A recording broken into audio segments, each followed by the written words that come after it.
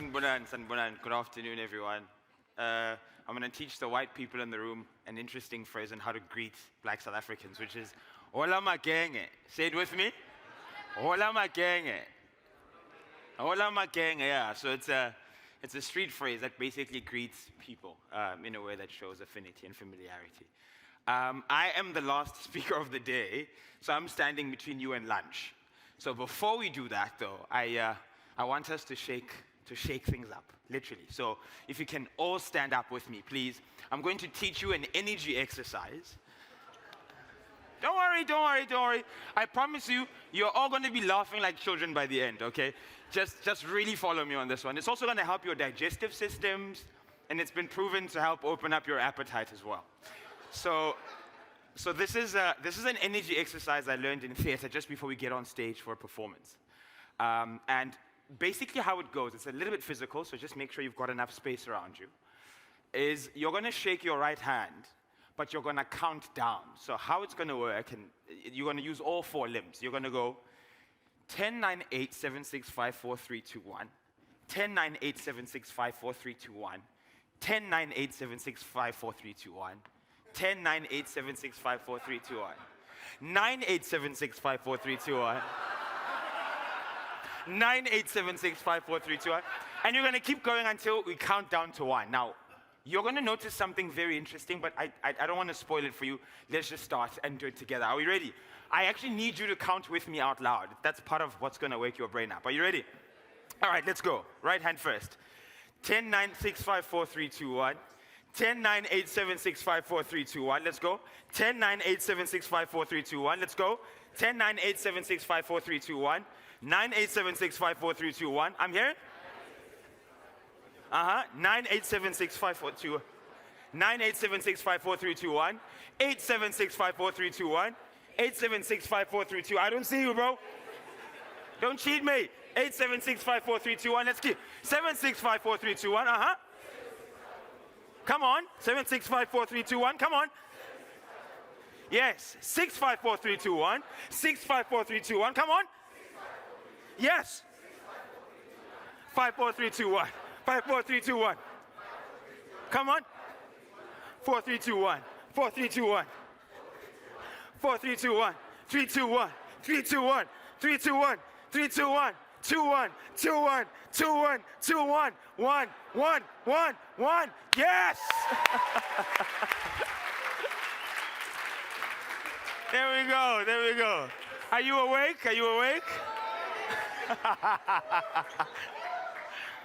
Yeah. I needed to help my friend Sijadu to burn a few calories because he was enjoying too many custards at the back, okay? I want to say a warm welcome to everyone from outside of South Africa and outside of our shores. I'm sure you have now indulged enough seafood in Cape Town. And obviously a special greetings to my Irish friends. I just want to say go bokke to you. And of course, I want to say Côte d'Ivoire to my Nigerian friends, because I know they know some minerals are greater than jollof rice, okay? Right. So obviously when I got the brief to come and present here, I was thinking, what the hell do I tell out-of-home experts and media owners? You've heard programmatic. You've heard all the buzzwords, all the collaboration. I was thinking, Jesus Christ, how do I even get these guys to, say they walked away with something? And so when I came up with this title, I was thinking back to, I suppose, the greatest edge of our time, which was 2020, when we were in lockdown, and how that impacted out-of-home consumption, just the understanding generally. I think there was a resurgence of sorts, and there was the phrase new normal that was thrown around. And so I thought, well, that is something we should define as the out-of-home industry. What is the new normal for out-of-home, right? And so I went back to the roots, and to me, it was all about what is the thing that made out-of-home famous? What was the thing that got me in the industry? And to be honest, it was just good old classic out-of-home that made me produce that facial expression. And I suppose the provocation to the room for me is, when was the last time you saw out-of-home that made you do that? That made you go, wow, what the hell is that? And you start talking about it. And I think as an industry, we've we've lost our path a little bit because we haven't been producing this kind of work in a while. Okay, maybe other markets, but I speak on behalf of Africa here, and I think there's quite a lot to be achieved still. So for me, I think good old-fashioned out-of-home is where we need to get back to. This was actually a campaign that we ran in Johannesburg for Unilever. They were launching a new variant of Omo at the time, and we wanted to physically illustrate how many socks you could wash with one box. And so we branded an entire bus with that. We let it ride for over a week. And as you know, in South Africa, the emissions can be quite a bit vivacious. And so by the end of the week, the bus was ready to be unpacked. And what we did is we then washed it with the Omo box, and we reposted it on social media to actually show the clean socks that, you know. So the execution obviously extended across multiple channels, but the point is good old-fashioned out-of-home is really what we miss. In the last couple of years, it's as if we've experienced one of these, right? These neural link, forget what your name is kind of explosions in our minds, because it's as if, the moment we got into this world, and I suppose I'm partly to blame by introducing location marketing to the rest of Africa, where we talk about data points and mobile data, demographic data, SSPs, DSPs. Simon, what was the other acronyms? I missed out on some of those. The point is, we've complicated the world, guys. If we are now at a point where when you talk about out-of-home, you have to explain with too many tags and audience buckets, and then there's this issues of trust around where you're getting your audiences, right? So there's this world that we are somehow retrofitting, which is this digital world, and we're forgetting that fundamentally, you're out-of-home experts. You're here because of out-of-home.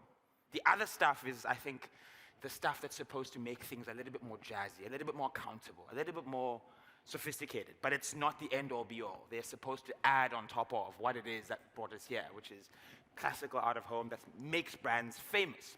Most people would always, I think back with so much pride and pleasure when they see an advertising brand on a billboard, knowing that they can immediately trust it. So by the time they get to the store, they know, I actually saw that brand on the billboard on the way here. Classical die cuts, guys. And I don't want to kind of hop on too much on the typical stuff. It's just a couple of examples that I pulled from across the continent. So what this presentation is not is an encyclopedic view of what good out-of-home looks like, and more so, I think, a principled discussion around a reminder, hopefully, just an inspiration to say, do you remember when we used to do stuff like this? And let's try and go back there. Nothing like 3D malls. I think South Africa is probably the most underutilized market of these, because in East and West Africa, these are damn near normal. And they use them in such cool ways, to really kind of drive the illusion of a brand that's there and is part of the cultural fabric of each of those towns that they occupy. Classical reflective vinyls. Again, this obviously is entirely contextual, right? It depends where in the world you live in. And of course, if you've heard the amount of times people have referred to the word power and Eskom, I think you would think there's some relevance here. And I think this is a massive opportunity, considering we lose a lot of street lights at the time of load shedding. So a massive opportunity for us to really reincorporate some of these really classical technologies back. And then, of course, we know the power of anamorphic. And I think we haven't even scratched the surface when it comes to what we can do with 3D and anamorphic, even in the bigger first world countries like the UK. There's so much opportunity. And I think where we are coming short is that we're not driving those conversations with creative agencies. There's a reason why I asked that question, is because I wanted to just get a sense, from the room at least, how much of work and time media owners are putting into educating creative agencies around what actually works. What is a good creative product in our spaces, on our boards, in the environments and spaces we occupy? Because we know those societies better than they can. And so I think we need to probably do a little bit better in terms of gathering the data around the locations where our boards are placed, and sharing those insights with the creative agency, so that when they ideate, when they conceptualize, and they bring those artworks into sizing, that they take all of those things into cognizance. I think there is a massive opportunity. And then, of course, I think creative agencies also enjoy some muffins, guys. So take your muffins to the creative agencies and present your inventory. Sales 101. right?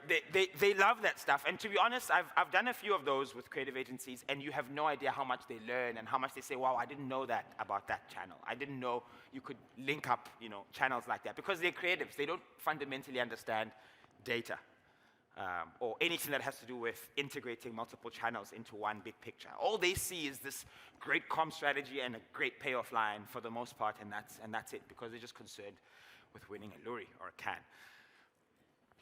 This is an execution that Seth Godin would probably have been so proud of. This is a tunnel execution in an airport where they played with scent and sound.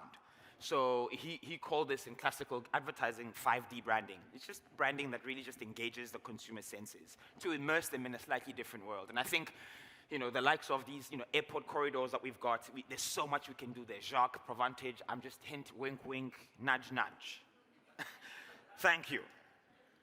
This was an execution in Lagos called Man in a Box. I don't know how many of you guys are familiar with this. A little bit old, but timeless. It was an execution that was done by MTN Business in particular as a way to physically demonstrate that they are working for you 24/7. This guy was stuck in a box working nonstop. Literally, that's all he was doing. I don't know if he's married or not, but I imagine he emerged out of that thing divorced, okay?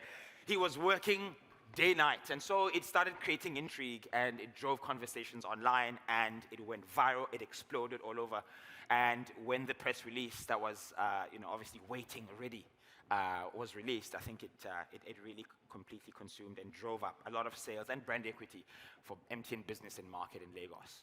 And then, of course, this is in humble Kenya, Nairobi. I think that is the country that invented 12:10 formats, because that is all you see in Nairobi, okay? Just 12:10 formats. So recently, Magnate have decided, finally heeded our counsel to say, switch things up, man. I mean, look, I know we spoke a little bit about standardization today, but the problem with standardization in a market like Kenya, where there's no differentiation, means there's no impact, and you commoditize the inventory. Then I'm now trading you on price because you're not that much different from other people. So there's a bit of a cost and a benefit to these things. So in this particular instance, they just tilted the 12:10 on the side, and they started, kind of playing with die cuts again. And to be honest, it really stands out because it's in a market where nothing else looks like this. And then, last but not least, one of my favorite examples, it's a campaign that was done in Accra with a lot of cultural and symbolic importance in this. I mean, to you, it probably just looks like a beautiful die cut, right, with Betway branding, but this symbolic and culturally was the chief. That's the hand that actually is holding up this phone, and this was the highest pay point that Betway was having in the marketplace. And so to symbolize just the wealth and the importance of it, they put in the hand of the chief to kind of symbolize. Again, so this for me speaks to the power of how out of home can really resonate with audiences by acknowledging, their social, cultural, material realities. And I think that's a massive opportunity, even for South Africa. And that's why I think I have to challenge all of you guys as video owners in particular to really start educating creative agencies about the spaces that you occupy, because a lot of them don't have the time to understand it. They're all just chasing their own deadlines. And unfortunately, because they're not incentivized to understand it, and they're not incentivized for your billboards to perform better, half the time it falls by the wayside. And that's why you get your artwork 5 days before you need a flight. Okay, so I think you should take a little bit of responsibility and drive it up. And I think there's a slide missing here before the thank you. But it's fine, I remember the last points. I just wanted to leave you with a couple of provocations. The first, programmatic out of home. The growth and the trend and the hype of programmatic out of home is exceptionally exciting for us as an industry. But there are a couple of dangers that comes with that. The first is it's in its experimental phase right now. And I think we tend to speak too much like we are very well versed in it in our market. And I think that's dangerous. That's the first. The second is that we need to actually start taking the conversation about measurement as an industry conversation. And I say that because what I've learned and have observed, especially globally, is that everybody seems to have an Einstein approach to solving the measurement question, meaning that we want to go solve the problem in our little corners and then come back and say, I've solved it, and expect everyone else to buy into it, which doesn't happen in an industry where we're all competing with one another and aren't even transparent about our pricing to each other. So that is so antithetical to progress. It's unreal. That's why we're still here 20 years later, not having a standardized measurement across the industry. And so I think that is my challenge to you guys as an industry, is we need to start having more discussions that are more uncomfortable. We all know we need to work together, and I think we overemphasize that in this space. But instead of actually breaking out into rooms and really hashing out potential solves for where we're going, I think that's where we're missing it as an industry. And I think we need to start thinking beyond the next 10 years, because, you know, as you've seen from Chris Borth's presentation, that we occupy a very small piece of the pie when we deserve so much more. And the only way we can get there is if we really just put aside our egos just for a little bit, just for the greater good of the industry. Because the other thing I think that we tend to forget is a lot of our skill sets remains in the industry. You know, so our salespeople move about the same circles. So knowledge still stays there. So for the most part, you're not doing any harm in putting your egos aside and just saying, guys, how do we solve the measurement question, and how do we make sure everybody buys in? And I think it's not you come up with a solution and we all buy in, it's let's come up with a solution together. Let's prototype and let's figure it out. I think that is where we're missing. And then the last point is really around thinking about out-of-home as a holistic thing and not just billboards, guys. I think we've oversaturated billboards. There's about 13 and a half, going on to 14,000 now in South Africa. That's enough. That's enough. There's something really fascinating that exists in South Africa called taxis. I don't know if you guys are familiar with them, but a majority of South Africans use those things every day. They get on them to travel to and fro work, and it's as if other formats don't exist to us anymore. Taxis, taxi ranks, mobile integrations are all important, but think about out-of-home holistically, guys. It's more than just about billboards. And so I urge all media owners to think about further development into other environments that are culturally relevant, that give back to society, and that really just fall in line with how, you know, our consumers behave and move in South Africa. I hope that in my little 18 minutes, I have inspired you. I've provoked a little bit of thought around what our industry really needs. And I hope that you got a lot of value from this conference. I just want to say a special thank you to the organizers, the management team. Thank you to Greg and Lara. I really appreciate what you did. And yeah, wishing you guys all the best in this new financial year. I hope we can party together. Hopefully some of you are not foolish enough to fly back to your destinations before enjoying the pleasures that Cape Town has to offer. And if you are not, then I will see you later on in the bar. Enjoy the rest of your day.